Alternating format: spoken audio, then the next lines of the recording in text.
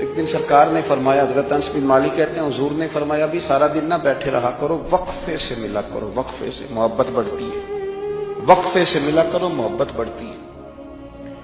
کہتے ہیں حضرت ابو بکر صدیق بھی قریب بیٹھے تھے، وہ بھی سن رہے تھے۔ ظہر سے پہلے بات ہوئی تو حضرت صدیق اکبر ظہر میں آئے، نماز پڑھی اور چلے گئے، عصر میں آئے، نماز پڑھی اور چلے گئے، مغرب میں آئے، نماز پڑھی اور حضرت انس بن مالک کہتے ہیں ظہر کے بعد بھی حضور نے پوچھا ابو بکر نہیں آئے؟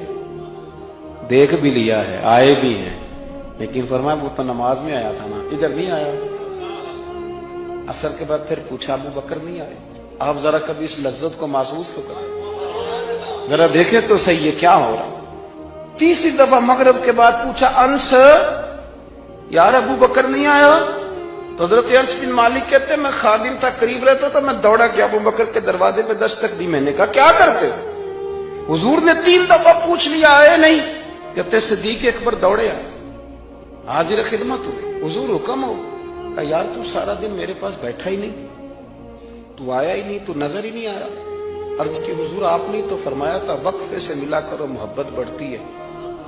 تو سنو یار، میں کیا اس کا ترجمہ کروں اس بات کا، میں کن لفظوں میں ان جملوں کو بیان کروں، کہاں سے لاؤں وہ کیفیات جو یہاں پوری اتریں۔ حضور آپ نے تو فرمایا تھا وقفے سے ملا کرو محبت بڑھتی ہے۔ تو محبوب کی آنکھوں میں آنسو چمک آئے، فرمایا ابو بکر کہا تھا پر تجھے تو نہیں نہ کہا تھا۔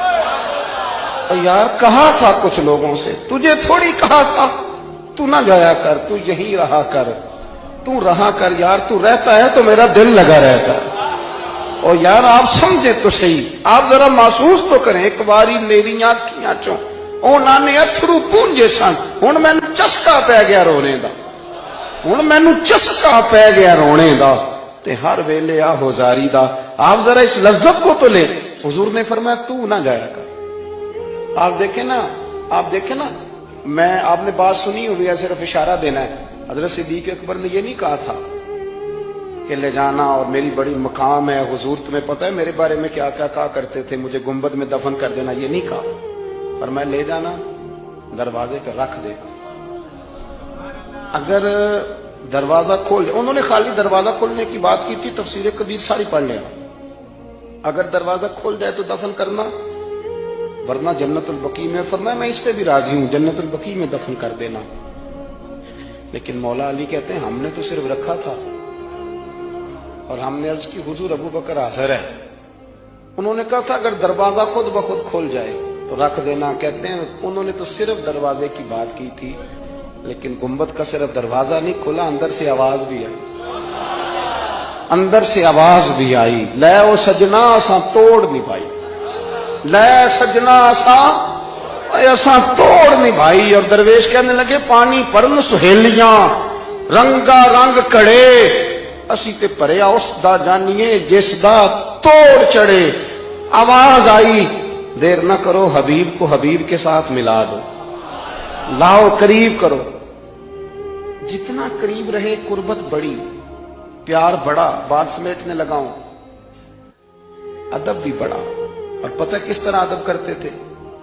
حضور صلی اللہ علیہ وسلم تشریف لے گئے ایک کافی قبیلے کی صلح کرانے، فرمایا دیر سے آیا تو اثر پڑھا لینا۔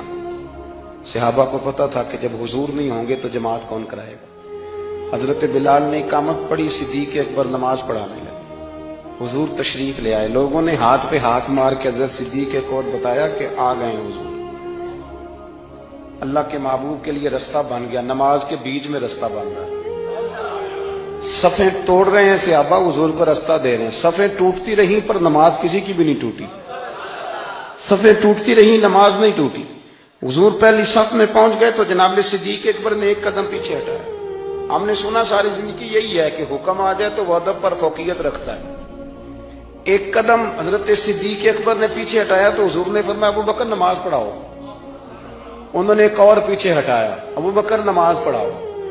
تیسری دفعہ نا حضور نے پھر حکم دیا تو وہ پچھلی صف میں آ گئے۔ وہ دور بیٹھے تھے خواجہ غلام فرید، وہ کوٹ مٹھن میں، کہنے لگے نماز پڑھا کہ میں تیں ول ویکھاں،